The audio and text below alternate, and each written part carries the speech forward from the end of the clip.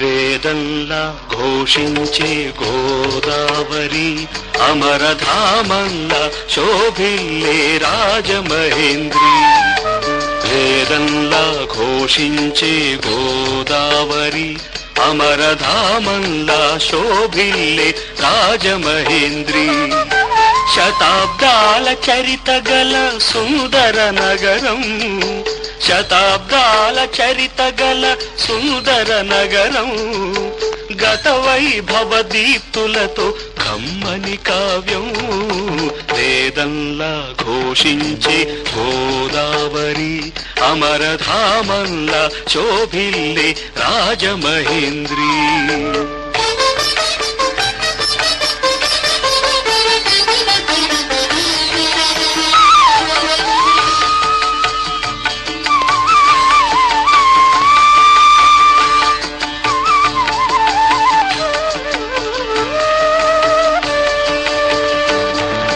రాజరాజ నరేంద్రుడు కాకతీయులు, తేజమున్న మేటి దొరలు రెడ్డి రాజులు, గజపతులు నరపతులు ఏలిన ఊరు, ఆ కథలన్నీ నినదించే గౌతమి హోరు. వేదంలా ఘోషించే గోదావరి అమరధామంలా శోభిల్లే రాజమహేంద్రి.